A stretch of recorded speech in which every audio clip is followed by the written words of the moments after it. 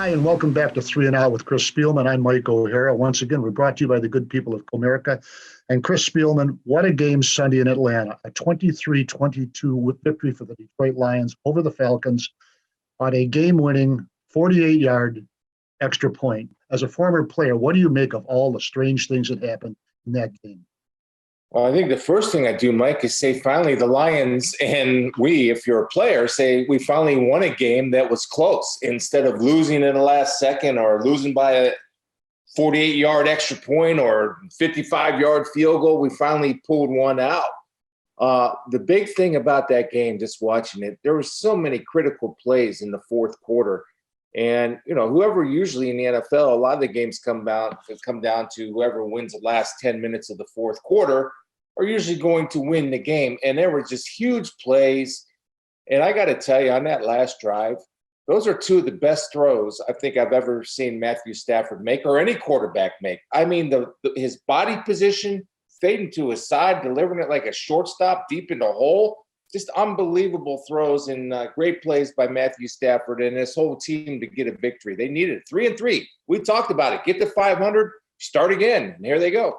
Start again. And when you say with shortstop deep in the hole, we think of Alan Trammell here in Detroit. I don't know about down there in Ohio.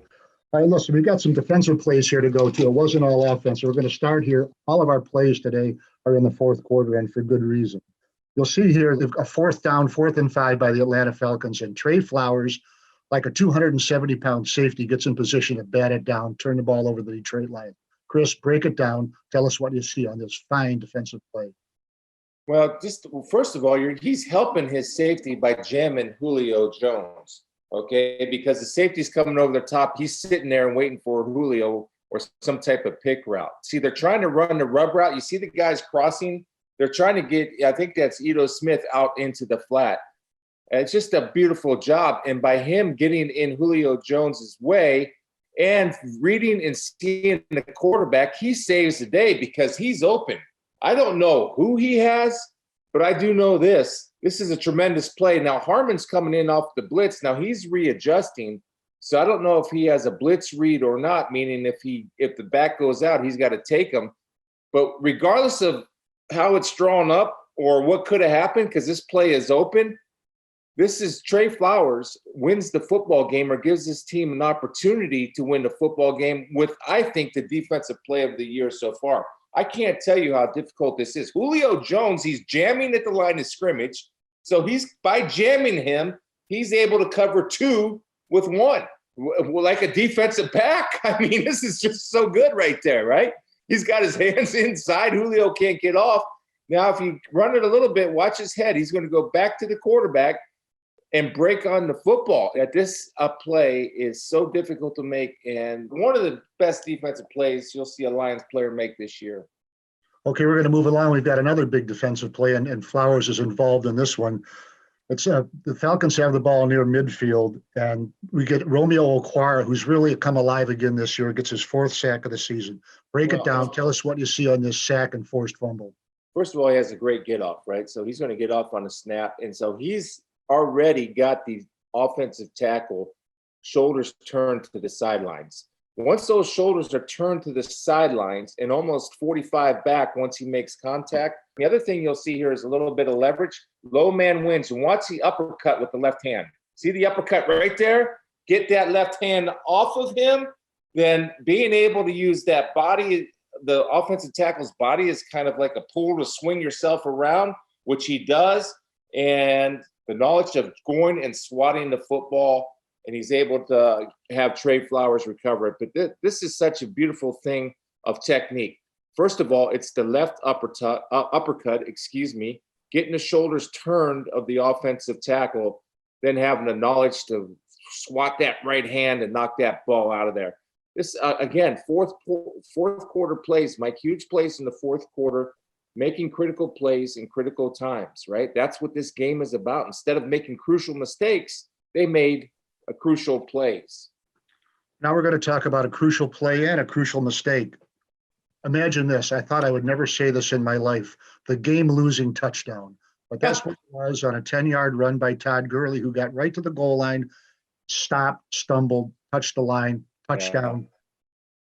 Run it through your mind. What exactly? That's not one of our plays we're going to break down, but as a player, when you see that, especially if you're on the Lions side of it, what are you thinking? Well, we saw that twice this weekend. I don't know if anybody out there watched the Indiana Penn State game or saw the highlights of that, where the Indiana let the Penn State player score, where he probably should have took a knee and the game would have been over. And I think if Gurley takes a knee, Falcons were able to kick a 15-yard field goal for the win. And you saw Gurley wanted to probably do that, but his momentum and the ball already crossed the plane. So the officials ruled it right, giving the Lions an opportunity to go down and win the football game. And we get to this point right now because I'm going to go back and say that's two of the best throws I think I've ever seen Matthew Stafford make. And quite frankly, probably two of the best throws I've seen since I've been covering the NFL. And how about a guy that's really starting to pay off for Bob Quinn and Matt Patricia's TJ Hawkinson, right? Value in the red zone. Teams talk about being good in the red zone. In order to be good in the red zone, you have to have effective tight ends in the red zone because they occupy safeties and linebackers. Okay, that turns the ball over to the Detroit Lions on the kickoff at the 25-yard line. They go 75 yards on 8 plays. 3 of them were spikes by Matthew Stafford. He was deadly accurate. Chris, this is the game-winning, well, it's the game-tying touchdown, as it turns out, to TJ Hawkinson, 11-yard throw. Break it down. Tell us what you see. Well, first of all, it's good pocket presence and awareness by Matthew Stafford to escape any type of pressure than to get his eyes immediately downfield. Deion Jones, number 45, who has TJ Hawkinson, has a crucial error of letting TJ get across his face. And this is great awareness by Hawkinson to find and get in the field of vision off the quarterback scramble and keep working to the open spot. And I don't know if there's many quarterbacks as good going to their left and throwing to while they're rolling to their left as Matthew Stafford, but just great execution and something that you drill. It's a scramble drill, and TJ just keeps working and trying to get in the vision of Matthew Stafford. Matthew picks him up, and it's just an easy 12-yard throw for the game winner. And that's on Deion Jones, to be quite honest with you. Once TJ Hawkinson becomes inside to him, you take your zone coverage, turn it into man coverage, and TJ just keeps working across his face, gets in the field of vision of Matthew Stafford, and probably the easiest throw he made on that drive led to the touchdown. And like I said, the most important thing, Mike, okay, they got to 500. What's the next goal? The next goal to me, I know they're going to say, okay, get to 4-3.